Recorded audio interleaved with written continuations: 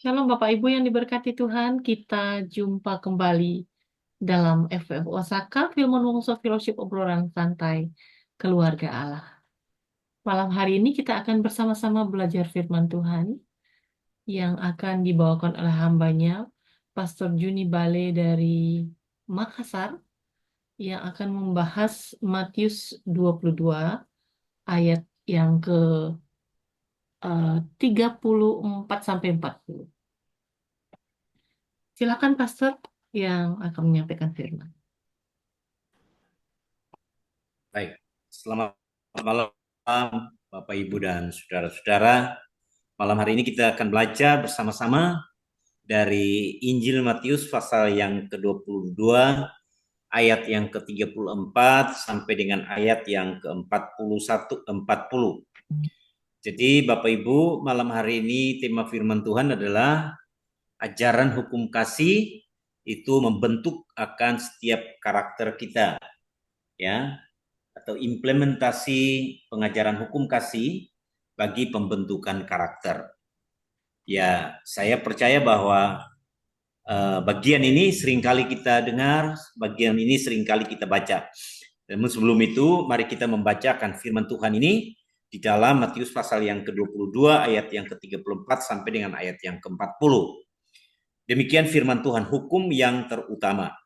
Ketika orang-orang Farisi mendengar bahwa Yesus telah membuat orang-orang Saduki itu bungkam, berkumpullah mereka, dan seorang dari mereka, seorang ahli Taurat bertanya untuk mencobai dia, "Guru, hukum manakah yang terutama dalam hukum Taurat?" Jawab Yesus kepadanya, "Kasihilah Tuhan Allahmu dengan segenap hatimu dan dengan segenap jiwamu dan dengan segenap akal budimu. Itulah hukum yang terutama dan yang pertama. Dan hukum yang kedua yang sama dengan itu, ialah kasihilah sesamamu manusia seperti dirimu sendiri. Pada kedua hukum inilah tergantung seluruh hukum Taurat dan kitab para nabi." Baik, Bapak Ibu dan saudara-saudara yang dikasihi Tuhan, di dalam perikop ini, ya, perikop ini merupakan satu bagian dari rangkaian dialog atau dan konfrontasi antara Yesus dan berbagai kelompok pemimpin agama atau orang-orang Yahudi. Jadi bagian ini merupakan dialog, merupakan pembicaraan yang sangat hangat antara Yesus dan kelompok-kelompok orang-orang yang menamakan diri mereka adalah orang-orang yang mengerti tentang Taurat. Nah, setelah Yesus berhasil membungkamkan orang-orang Saduki, ya, di dalam debat mengenai kebangkitan, ya, giliran orang-orang Farisi yang mendatangi Yesus. Mereka mengirim seorang ahli Taurat untuk mengajukan pertanyaan kepada Yesus dengan maksud untuk mencobai atau menjebak Yesus. Ya, ayat yang pertama dikatakan ketika orang Farisi mendengar bahwa Yesus telah membuat orang Saduki itu bungkam, berkumpullah mereka dan seorang dari mereka atau seorang ahli Taurat bertanya untuk mencobai dia. Ya. Nah, jadi mereka mengirim seseorang untuk datang mengajukan pertanyaan kepada Yesus dengan maksud untuk menjebak dia, ya, supaya dengan apa yang menjadi jebakan mereka itu ketika itu akan membuat atau dibuat sebagai sesuatu yang akan membuat Yesus menjadi seseorang yang akan menjebak dirinya sendiri. Nah, dalam perikop ini Yesus memberikan dua perintah yang dikenal sebagai dua hukum utama. Kasihilah kepada Allah dan kasihi kepada sesama manusia. Dua perintah ini menjadi dasar dari seluruh hukum Taurat dan kitab para nabi. Nah, kita semua percaya dan kita semua tahu bahwa pengajaran tentang kasih itu adalah pengajaran yang sangat-sangat mendasar sekali di dalam setiap kehidupan kita. Ya, di dalam setiap kehidupan orang-orang percaya. Ayat 34 sampai dengan 35. ya, ada orang Farisi mendekati Yesus. Jadi kalau saudara kita perhatikan di ayat 34 dan 35, itu ada orang Farisi mendekati Yesus. Disebutkan bahwa orang Farisi itu mendengarkan bagaimana Yesus membungkamkan orang Saduki, ya. Yesus memberikan jawaban-jawaban yang membuat orang Saduki ini tidak bisa lagi berkata-kata, tidak bisa lagi memberikan argumentasinya. Sehingga orang Farisi dan orang Saduki ini sama-sama mencari cara bagaimana caranya untuk menjebak Yesus. Nah, kita semua tahu bahwa orang Farisi dan Saduki itu adalah dua kelompok orang-orang yang religius, yang seringkali berseteru. Ya, Saduki yang merupakan kelompok elit dan cenderung rasionalis, tidak percaya kepada kebangkitan orang mati. Sedangkan orang-orang Farisi adalah kelompok yang sangat mementingkan hukum dan tradisi lisan. Nah, jadi ketika Yesus membungkamkan orang Saduki dengan argumen tentang kebangkitan, maka orang Farisi ini melihat bahwa ini kesempatan untuk mencoba Yesus. Mereka berharap bahwa dengan mengajukan pertanyaan yang rumit, Yesus akan jatuh ke dalam jebakan ya secara teologis, secara orang-orang yang punya akademik, ya, atau orang-orang yang mengerti hukum yang akan membuat Yesus menjadi kalah. Ya. Sehingga kalau kita baca di ayat yang ke-36 dikatakan, "Guru, hukum manakah yang terutama dalam hukum Taurat?" Ya. Hukum manakah yang terutama dalam hukum Taurat? Nah, dikatakan seorang dari mereka atau adalah seorang ahli Taurat yang datang untuk mengajukan pertanyaan. Ya, ahli Taurat ini adalah seseorang yang sangat terpelajar dalam mengenali atau mempraktekkan akan hukum-hukum Yahudi, terutama di dalam menafsirkan dan mengajarkan hukum Taurat. Nah, tugas mereka itu adalah mengajar. Ya, tugas orang-orang atau ahli-ahli Taurat pada zaman itu adalah untuk mengajar. Ya, untuk mengajar, untuk menjelaskan dan untuk menegakkan hukum Taurat di kalangan masyarakat. Nah, pertanyaan yang diajukan bukan pertanyaan yang sederhana.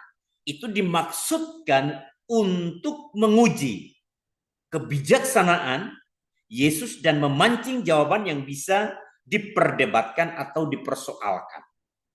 Jadi di bagian pertama, ayat 34, 35, dan 36 itu merupakan sebuah jebakan yang dibuat oleh orang-orang Farisi, orang-orang ahli Taurat untuk membuat Yesus ya seolah-olah menurut mereka, perkiraan mereka, Yesus akan kalah di sini. Tetapi di ayat yang ke-36 dan 37 di situ kita melihat ya. Ayat yang ke-36, pertanyaan ini tentang hukum yang terutama. Pertanyaan yang diajukan oleh ahli Taurat adalah, "Guru, hukum manakah yang terutama dalam hukum Taurat?" Pada saat itu orang Yahudi memiliki 613 perintah. Jadi ini sangat banyak. Ya, orang-orang Yahudi itu mempunyai 613 perintah dalam hukum Taurat yang terdiri dari 248 perintah yang positif, ya, atau apa yang harus dilakukan. Jadi apa yang harus dilakukan, apa yang harus dikerjakan, itu ada 248 hukum. Ya, dan 365 perintah yang negatif, apa yang tidak boleh dilakukan. Nah, di antara hukum-hukum ini ada perdebatan yang panjang di kalangan para rabi atau orang-orang Yahudi, ya, ahli-ahli Taurat, tentang hukum manakah yang paling utama atau mana yang paling penting dibandingkan dengan yang lain. Beberapa perintah dianggap lebih berat atau penting, sementara yang lain dianggap lebih ringan karena konteksnya Ya, karena konteksnya inilah yang membuat pertanyaan ini menjadi timbul. Hukum mana yang dianggap Yesus sebagai yang paling penting atau yang paling utama? Nah, Bapak Ibu dan saudara-saudara, kalau kita belajar tentang ini, kita semua tentu tahu bahwa kasih, ya, kasih kepada Allah dan kasihilah sesama manusia. Ini adalah hal yang paling mendasar di dalam setiap kehidupan orang-orang percaya. Ya, saya tidak bisa membayangkan kalau ini tidak kasih ini tidak diajarkan secara baik di dalam kehidupan kita. Minggu lalu di Makassar digegerkan dengan sebuah peristiwa yang sangat viral karena ada seorang anak yang menghabisi ibu kandungnya. Ya, seorang anak perempuan lagi. Ya, saya percaya pasti Pak Herman juga mendengar berita ini karena sangat viral di Makassar, heboh karena dia ya menghabisi nyawa daripada mamanya sendiri, mama yang melahirkan dia, mama yang menyusui dia, mama yang mengandung dia, membesarkan dia. Pada akhirnya mamanya harus kehilangan nyawa di tangan anak itu. Nah, kenapa? Karena ya disebutkan, saya bisa memperkirakan, saya baca beritanya, saya perkirakan memang seperti dia terganggu jiwanya karena dia tergantung dengan obat-obat tertentu. Tetapi satu hal yang saya lihat bahwa saya baca bahwa dia sudah tidak punya hati nurani untuk mengasihi orang yang ada di sekitarnya. Jadi permintaan apapun yang dia minta itu harus diturutin oleh mamanya, diturutin oleh orang tuanya. Ketika tidak diturutin, maka yang terjadi adalah hal yang sangat ganas, hal yang sangat penuh dengan kebencian dalam hidupnya itu timbul. Nah, kita bisa membayangkan bahwa kalau manusia tidak lagi mengasihi, tidak ada lagi hati nurani untuk mengasihi sesama, maka yang terjadi adalah yang kuat pasti memakan yang lemah. Ya. Yang kuat, yang punya power, punya otoritas, pasti menghabisi yang tidak punya kekuatan apa-apa. Tetapi karena pengajaran daripada Tuhan adalah kita harus saling mengasihi satu dengan yang lain. Kita harus mengasihi Tuhan Allah kita. Bagaimana mungkin kita katakan kita mengasihi Tuhan Allah kita, tetapi orang-orang di sekitar kita tidak bisa mengasihinya. Nah, ahli Taurat ini mencoba untuk menempatkan Yesus dalam posisi yang sulit. Ya. Jika Yesus memilih salah satu hukum di atas yang lain, maka dia bisa saja disalahkan karena mengabaikan atau meremehkan hukum yang lain. Ini adalah jebakan teologis yang dirancang dengan cerdik untuk menantang otoritas dan pengetahuan Yesus tentang hukum Taurat. Ya. Ini sebuah jebakan yang dibuat oleh ahli-ahli Taurat untuk mereka akan menghabisi Yesus baik secara ilmu pengetahuan, secara teologis, ataupun mungkin di dalam hal-hal yang lain. Mereka akan menjebak dia. Nah, kita lihat ayat yang ke-37 sampai 38, jawaban Yesus. Kasihilah Tuhan. Dikatakan Yesus menjawab pertanyaan itu dengan mengutip Ulangan pasal 6 ayat yang kelima. Ya, yang merupakan bagian dari skema, ya, dari skema. Doa paling penting dalam tradisi Yahudi yang diucapkan 2 kali sehari oleh orang Yahudi yang taat, yaitu kasihilah Tuhan Allahmu dengan segenap hatimu dan dengan segenap jiwamu dan dengan segenap akal budimu. Tuhan Yesus mengambil ayat dalam Alkitab orang atau ahli-ahli Taurat, yaitu Ulangan pasal 6 ayat yang kelima, untuk mematahkan argumentasi mereka, untuk mematahkan akan strategi mereka untuk menjebak Yesus. Ya, untuk menjebak Yesus. Yesus katakan kasihi Tuhan Allahmu. Ya, dengan segenap hatimu dan dengan segenap jiwamu dan dengan segenap akal budimu. Ini adalah penting, ya. Ini adalah perintah yang penting, perintah yang utama dan yang pertama menurut Yesus. Dengan memilih ayat ini, Yesus menekankan bahwa hubungan manusia dengan Allah adalah prioritas yang paling penting dalam hidup ini, ya. Di dalam kehidupan kita, hubungan manusia dengan Tuhan itu adalah prioritas utama di dalam kehidupan. Kasih kepada Allah harus mencakup segala aspek, ya, segala aspek dari diri manusia, yaitu yang pertama itu dengan segenap hati, ya. Kasihilah Tuhan Allahmu dengan segenap hatimu. Segenap hati, ya, dalam bahasa Yunani itu ditulis dengan kata kardia. Kardia itu mengacu kepada pusat perasaan, kehendak, dan emosi manusia. Ya, kasih kepada Allah harus datang dari kedalaman hati dan menunjukkan totalitas pengabdian emosional dan kehendak.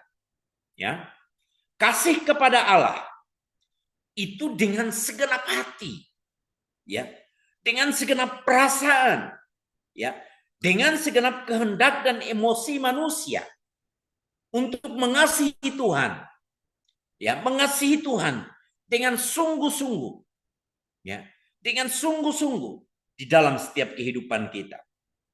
Lalu yang kedua, Yesus mengutip dengan mengatakan dengan segenap jiwa. Segenap jiwa itu ditulis dalam bahasa Yunani suke, ya, suke itu mengacu pada kehidupan atau keberadaan manusia secara keseluruhan. Ya, jadi dengan segenap jiwa ini mencakup komitmen hidup yang total kepada Allah dengan segala keinginan, dengan segala harapan dan aspirasi yang diserahkan kepadanya. Ya. Jadi kalau kamu mengasihi Tuhan Allahmu, kasihilah dengan segenap hatimu, ya, kardia, dengan segenap jiwamu. Dan yang ketiga dengan segenap akal budi atau dianoia. Dianoia itu menunjukkan pentingnya pikiran dan pemahaman dalam kita mengasihi Tuhan. Kasih kepada Allah itu tidak hanya berupa perasaan dan tindakan, tetapi juga mencakup pemikiran, pengertian, dan refleksi intelektual yang mendalam. Ya, orang semakin mengetahui lebih banyak tentang Tuhan, maka orang akan semakin lebih mencintai Tuhan dalam hidupnya. Orang akan semakin belajar tentang Tuhan, ya, dia akan lebih belajar untuk mencintai Tuhan di dalam kehidupannya. Kita akan mengerti akan lebih banyak bagaimana Tuhan mengasihi kita. Kita akan tahu lebih banyak ketika Tuhan menolong kita di masa-masa kesesakan. Kalau kita belajar tentang Tuhan, kalau kita belajar dengan mengasihi Tuhan dengan segenap jiwa kita, dengan segenap akal budi kita, dengan segenap hati kita, maka kita tahu bahwa Tuhan itu begitu mengasihi kita. Tuhan itu begitu mempedulikan kita. Tuhan itu begitu mencintai dalam setiap kehidupan kita. Kalau kita belajar untuk mengasihi Tuhan. Kita belajar untuk mengasihi Tuhan bukan untuk supaya Tuhan ini lebih mengasihi kita. Sekali lagi, kita belajar untuk mengasihi Tuhan bukan berarti kita mau supaya Tuhan lebih mengasihi kita. Tetapi saya mau katakan, saya mau tegaskan bahwa kita belajar untuk mengasihi Tuhan dalam hidup kita. Kita belajar untuk mencintai Tuhan di dalam hidup kita. Itu karena Tuhan sudah jauh lebih baik, jauh lebih mencintai, mengasihi kita di dalam hidup kita. Sekalipun kadang-kadang kita jauh daripada Tuhan, kadang-kadang kita melupakan Tuhan, kadang-kadang kita lari daripada Tuhan, tapi Tuhan tidak pernah meninggalkan hidup kita. Nah, perintah ini mengajarkan bahwa kasih kepada Tuhan bukan hanya tindakan secara ritual. Bukan saja kita ngomong, oh Tuhan aku mengasihi engkau. Mulut bisa berkata Tuhan mengasihi, aku mengasihi engkau, tapi hati ini jauh daripada Tuhan. Pikiran ini jauh daripada Tuhan. Jiwa ini jauh daripada Tuhan. Itu bukan yang dimaksudkan Tuhan. Ya. Jadi perintah ini mengajarkan kita bahwa kasih Tuhan bukan hanya tindakan secara ritual atau eksternal, melainkan pengabdian yang utuh dari seluruh diri manusia, baik emosi, baik pikiran, dan kehendak kita. Itu harus selaras, ya, untuk menyatu kepada satu tindakan, satu perkataan, satu pemikiran bahwa kita harus mengasihi Tuhan dalam hidup kita. Lalu hukum yang kedua di ayat yang ke-39 dikatakan, hukum yang kedua, kasihilah sesamamu manusia. Yesus melanjutkan jawabannya dengan menambahkan hukum yang kedua, yang sama pentingnya. Kasihilah sesamamu manusia seperti dirimu sendiri.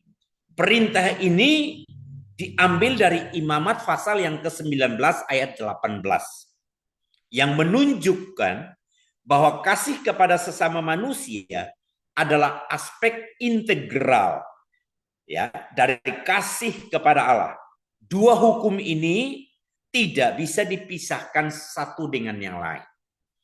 Tadi saya sudah mengatakan bahwa kalau orang berkata, Tuhan aku mengasihi engkau, tapi dengan orang-orang di sekelilingnya, orang-orang di sekitarnya, orang-orang yang ada bersama-sama dengan dia tidak bisa mengasihi dia, orang-orang itu. Maka kasih dia kepada Tuhan perlu dipertanyakan. Ya. Saya melihat ada orang di dalam rumah tangga, ada orang yang kalau punya asisten rumah tangga, bagaimana mereka memperlakukan orang-orang yang ada itu, yang membantu mereka. Ada orang yang sangat baik sekali. Saya seringkali bersentuhan dengan orang-orang yang menjadi pekerja rumah tangga. Ya, ada banyak keluh kesah, ada banyak cerita yang menyenangkan. Kalau majikannya menjadi orang yang luar biasa. Bahkan sampai di meja makan pun mereka cerita. Kita biasa diajak makan satu meja. Tapi ada orang-orang, ada pekerja-pekerja rumah tangga yang bercerita tentang bagaimana perlakuan daripada majikannya. Ya. Begitu ya dianggap seperti bukan lagi orang yang bekerja, bukan lagi itu sebagai bagian orang yang mereka harus sayangi, orang yang harus mereka kasih. Bapak Ibu, kadang-kadang ada orang yang melihat bahwa orang yang rendah, orang yang tidak punya apa-apa, orang yang bekerja pada kita, itu adalah orang yang ditempatkan Tuhan untuk kita harus didik mereka, kita harus arahkan mereka, kita harus ajar mereka untuk mereka mengasihi Tuhan. Dengan apa? Dengan sikap kita, dengan perkataan kita, dengan tingkah laku kita, dengan cara-cara kita hidup. Bagaimana orang-orang itu bisa mengenal Tuhan dengan baik?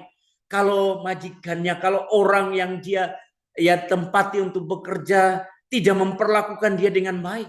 Pada hari Minggu, mereka kalau di gereja haleluya, haleluya. Tetapi ketika tiba di rumah, hal itu terbalik.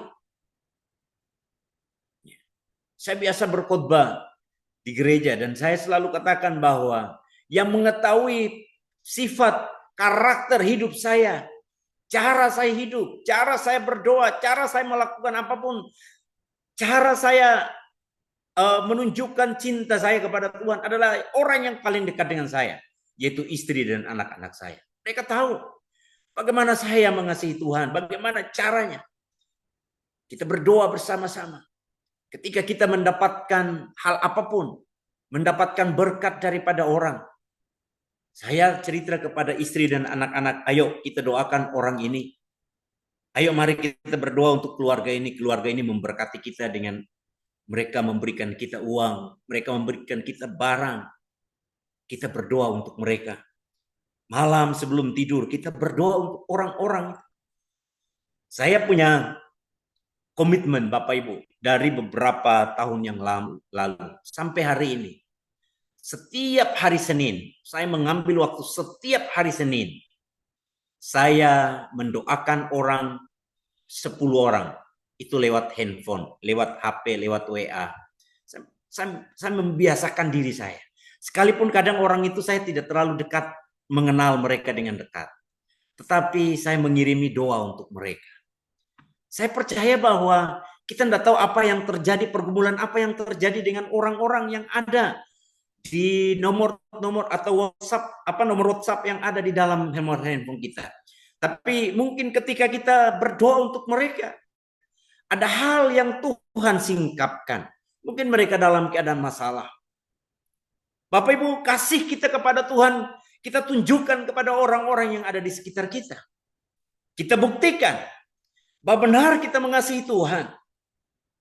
Saudaraku, jawaban Yesus yang kedua kepada ahli Taurat yang menunjukkan bahwa kasih kepada sesama manusia adalah aspek yang sangat penting dari kasih kepada Allah atau integral. Ya, kalau kamu mengasihi orang-orang yang ada di sekitar kamu mengasihi Tuhan. Karena itu tidak bisa dipisahkan satu dengan yang lain. Mengasihi sesama seperti diri sendiri berarti kita dipanggil untuk memperlakukan orang lain dengan kebaikan, dengan penghormatan dan kepedulian yang sama seperti yang kita inginkan bagi diri kita sendiri. Kasih kepada sesama tidak boleh bersifat egois atau bersyarat. Kalau kamu mengasihi saya juga mengasihi kamu. Kalau kamu memberi kepada saya juga memberi kepada kamu. Kalau kamu tidak memberi apa-apa kepada saya juga tidak mau memberi apa-apa kepada kamu.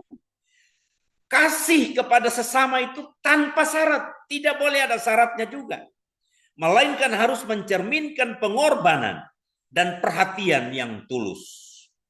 Dalam konteks ini, kasih kepada sesama mencakup segala aspek hubungan antara manusia, termasuk keadilan, termasuk kemurahan hati, termasuk kesediaan untuk menolong.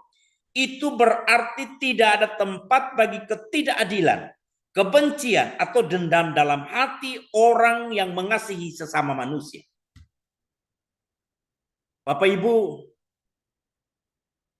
kita malam hari ini ada semua bersama-sama di Zoom meeting ini. Itu karena ada orang yang meletakkan dasar. Ada orang yang meletakkan dasar pertama kali, yaitu Bapak Stephen Wongso almarhum. Bapak Ibu, saya tidak mengagungkan Bapak juga. Tapi saya belajar banyak dari Bapak. Bapak semasa hidupnya saya banyak berjalan dengan dia. Saya banyak berjalan dengan dia.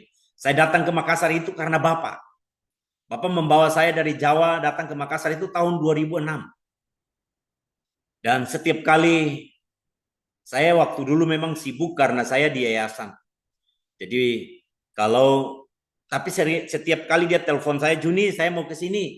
Boleh nggak kamu ikut saya? Kalau saya sibuk, ada tamu. Karena dulu saya pimpin sekolah misi. Kalau ada tamu yang ngajar di sekolah, saya bilang Bapak saya nggak bisa karena ada tamu. Tapi selama saya tidak sibuk, saya tidak ada kegiatan yang lain, pasti saya temani Bapak pergi. Kemana dia pergi saya ikut.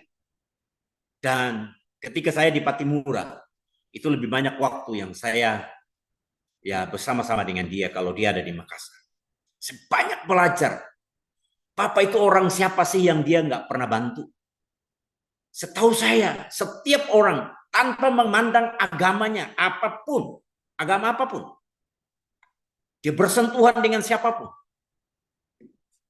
Saya tidak pernah lihat dia tidak pernah memberikan dia berkat. Dia tidak pernah memberikan uang kepada orang yang bersentuhan dengan dia. Saya kadang-kadang sampai heran. Suatu saat saya dengan dia pergi ke suatu tempat. Dia ada beli kebun di Monjongloe. Dia suruh saya temani dia. Pergi. Berapa orang di situ dia kasih semua uangnya. Di dompetnya berapa habis. Pulang. Dia bilang sama saya, Judi, uang saya habis di dompet. Kita isi bensin tapi kita harus ambil uang di ATM dulu. Saya terlalu belajar banyak hal. Sehingga dari situ saya belajar. Saya kasih ajar anak-anak saya. Kita memberi kepada orang itu bukan karena kita sudah kaya. Apapun yang kamu punya, seberapapun yang kamu punya, kalau kamu beri, itu dahsyat. Karena orang akan mendoakan kamu. Kamu tidak akan mengerti, tapi ada waktu kamu tidur, waktu kita tidur, waktu kita nggak tahu, nggak sadar pun ada orang yang mendoakan kita. Makanya dari situ saya belajar, saya ambil komitmen. Saya juga gitu, saya mau doakan orang setiap hari Senin, itu rutin. Beda dengan saya doakan lagi orang-orang setiap ada hal-hal tertentu, saya doakan. Tapi wajib saya mendisiplinkan diri saya setiap hari Senin. Saya pasti mendoakan orang siapapun, tapi orangnya 10. Saya WA mereka, saya doakan, saya berkati. Tergantung respon mereka seperti apa. Tapi itu saya belajar dari seseorang yang pernah saya hidup bersama dengan dia.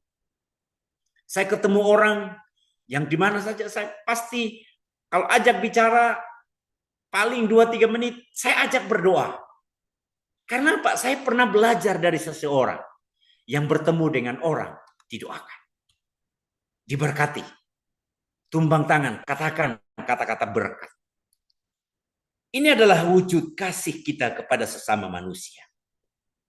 Ayat yang ke-40 dikatakan gini, pada kedua hukum inilah tergantung seluruh hukum Taurat dan kitab para nabi.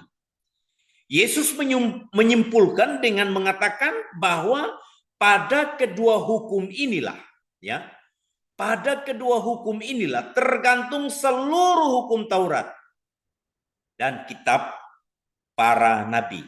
Ini berarti bahwa seluruh isi hukum Taurat dan ajaran para nabi Yahudi, ya, bisa dirangkumkan dalam dua perintah ini. Kasih kepada Allah dan kasih kepada sesama manusia.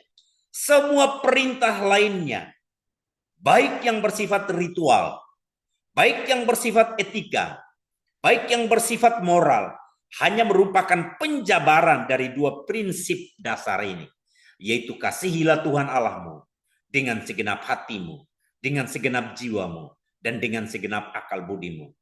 Dan juga kasihilah sesama manusia seperti dirimu sendiri.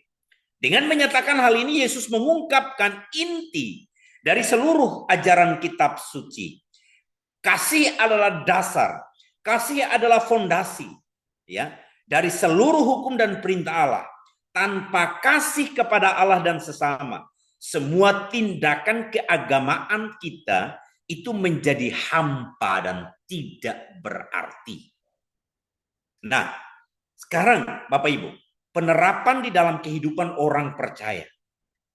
Penerapannya bagaimana di dalam kehidupan kita sekarang?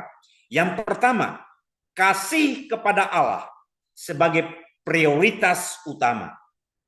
Mengasihi Tuhan dengan seluruh hati, ya, dengan seluruh hati, dengan sepenuh jiwa dan akal budi adalah panggilan utama bagi setiap orang percaya.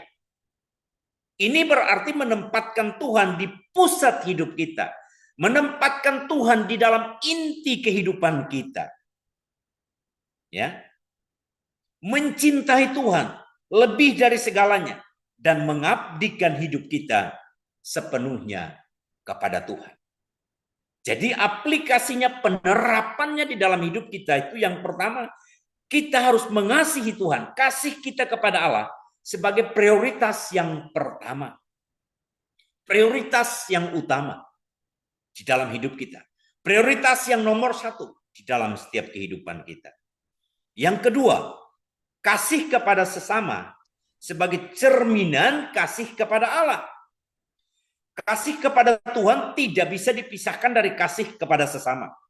Kita dipanggil untuk memperlakukan sesama manusia dengan kebaikan, menghargai martabat orang lain, dan membantu mereka dalam kebutuhan mereka. Ini yang tadi saya katakan bahwa kasih kepada orang-orang, ya, yang status sosialnya mungkin di bawah kita. Kasihi mereka. Karena mereka, Tuhan katakan bahwa itu adalah ketika kita mengasihi mereka, itu adalah wujud kita mengasihi akan Tuhan. Kenapa? Karena kita dipanggil untuk memperlakukan sesama manusia dengan kebaikan, dengan menghargai martabat orang lain, ya, dan membantu mereka dalam kebutuhan mereka. Yang ketiga, kasih sebagai dasar moralitas Kristen. Semua aturan moralitas dan etika dalam kekristenan didasarkan pada prinsip kasih ini. Kita mengetahui, kita menggenapi, ya, itu semua menggenapi akan seluruh hukum yang ada. Nah, Bapak Ibu, kesimpulan dari Matius pasal 22 ayat 34 sampai 40. Yesus merangkum seluruh hukum Taurat dan ajaran para nabi dalam dua perintah sederhana, tetapi sangat mendalam, kasih kepada Allah dan kasih kepada sesama manusia. Ini mengajarkan bahwa kehidupan beriman bukan tentang ketaatan kaku terhadap peraturan-peraturan, melainkan menghidupi kasih yang sejati dalam hubungan kita dengan Tuhan dan dengan sesama manusia. Kasih itu, ya, kasih ini harus mencakup seluruh jiwa, seluruh hati, dan akal budi kita, serta mencerminkan bagaimana kita memperlakukan orang lain dalam setiap aspek kehidupan kita. Jadi bagaimana kita memperlakukan orang lain itu akan dilihat, ya, itu bisa dilihat dari bagaimana kita juga mengasihi Tuhan. Kalau orang-orang di sekitar kita, kita mengasihi dia. Kalau orang-orang di sekitar kita, kita memperlakukannya dengan baik, maka saya percaya bahwa tingkat kedewasaan kita, tingkat kerohanian kita, tingkat kita mengasihi Tuhan, itu pasti baik. Saya percaya, ya, ada orang-orang yang luar biasa dipakai Tuhan, ya, dipakai Tuhan untuk senantiasa mengajarkan kita, untuk senantiasa menunjukkan kepada kita bagaimana kita harus belajar mengasihi orang-orang yang ada di sekitar kita. Karena itu adalah wujud kita mengasihi Tuhan yang tidak bisa kita lihat dengan mata kita, tapi kita mengasihi dengan segenap hati kita, dengan segenap jiwa kita, dan dengan segenap akal budi kita. Tunjukkanlah kasih kita kepada orang-orang yang ada di sekitar kita. Karena itu adalah wujud kita mengasihi Tuhan yang tidak kita lihat. Tapi saya percaya kita adalah orang-orang percaya yang mengasihi Tuhan dalam hidup kita dan juga mengasihi orang-orang yang ada di sekitar kita. Tuhan Yesus memberkati kita. Biarlah ajaran daripada hukum kasih itu membentuk akan karakter kita sebagai orang-orang Kristen yang taat, yang tunduk kepada Tuhan, untuk boleh senantiasa menjadi pribadi-pribadi yang bukan hanya berkata, Tuhan, aku mengasihi Engkau, tapi memperlakukan manusia di sekitarnya dengan tidak baik, dengan tidak adil, dan dengan tidak manusiawi. Malam ini kita belajar, terus belajar, saya terus belajar, ya, untuk mengasihi orang-orang yang ada di sekitar kita. Saya belajar banyak, saudaraku, ya, dengan anak saya yang ada sama saya, Alvin. Ya, belakangan ini, ya bukan belakangan ini, sudah hampir 1-2 tahun terakhir, dia itu sulit mandi. Kalau mandi lama sekali, sangat lama. Dulu mungkin kalau dia masuk kamar mandi 1-2 jam, sekarang mungkin lebih daripada itu, 3-4 jam dia di dalam kamar mandi. Dia kesusahan. Akhirnya beberapa tahun terakhir ini saya ngambil keputusan, saya harus memberi mandi dia. Saya kasih mandi dia. Setiap hari saya memberi mandi dia. Dengan apa? Dengan itu saya belajar. Waktu saya mandikan dia, saya belajar. Tuhan mengasihi dia. Tuhan juga cinta dia. Saya memandikan dia, saya gosok badannya, saya cuci dia punya tubuhnya. Saya ingat bagaimana Tuhan itu mengasihi kita. Saya sebenarnya orang yang menyakiti hati Tuhan, tapi Tuhan itu mengasihi saya. Tuhan mengangkat saya. Tuhan mengambil saya dari seorang anak yang tidak baik, yang hidupnya hancur. Tapi Tuhan mau pakai saya.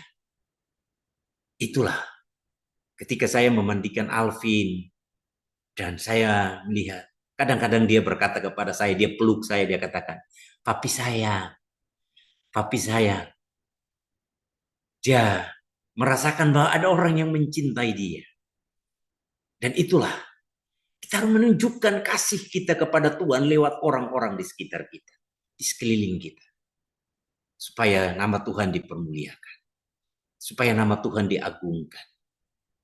Ya, lewat orang-orang. Kalau ada orang yang bilang bos saya itu hebat luar biasa.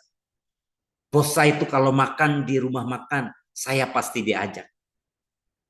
Ada bos yang makan di rumah makan, kasih sopirnya uang, suruh pergi makan di warung.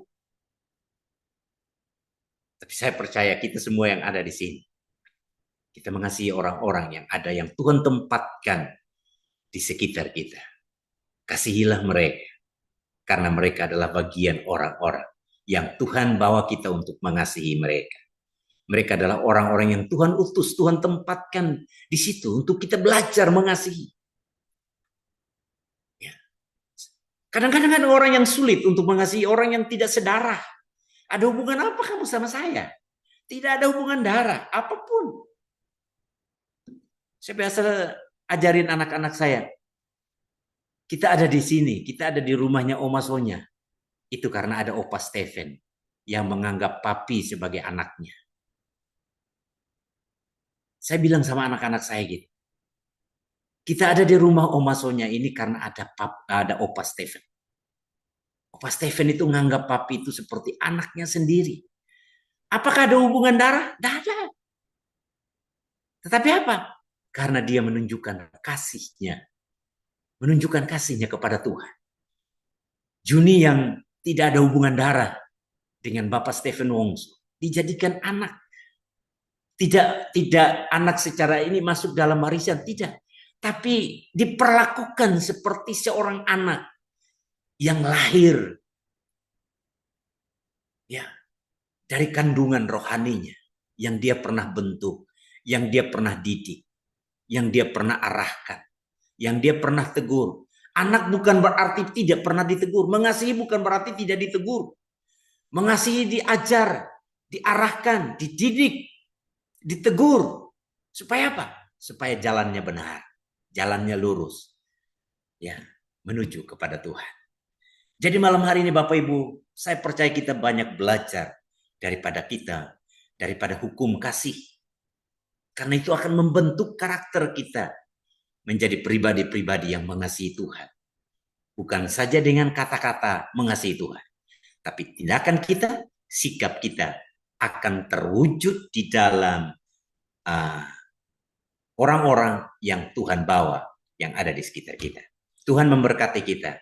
Selamat Bapak Ibu dan saudara-saudaraku, praktekkan nilai-nilai kasih, hukum kasih di dalam hidup kita, di rumah tangga kita, di kantor kita, di perusahaan kita, di orang-orang yang Tuhan tempatkan dalam tanda petik, mereka adalah bawahan kita.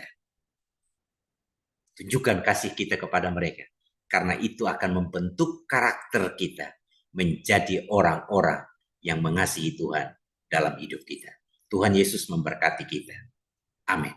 Mari kita berdoa. Tuhan Yesus yang baik, malam hari ini Tuhan kami bersyukur kepada Engkau. Tuhan baik dalam hidup kami. Tuhan tidak pernah meninggalkan setiap kehidupan kami. Tuhan tidak pernah melihat akan keberadaan kami. Ketika kami jauh daripada Engkau sekalipun, Engkau tidak pernah meninggalkan kami. Ketika kami melupakan Engkau dalam hidup kami mementingkan akan pekerjaan kami, akan hal-hal yang ada dalam hidup kami lebih daripada Engkau. Tuhan tidak pernah meninggalkan kami. Kenapa? Karena Tuhan begitu mengasihi kami.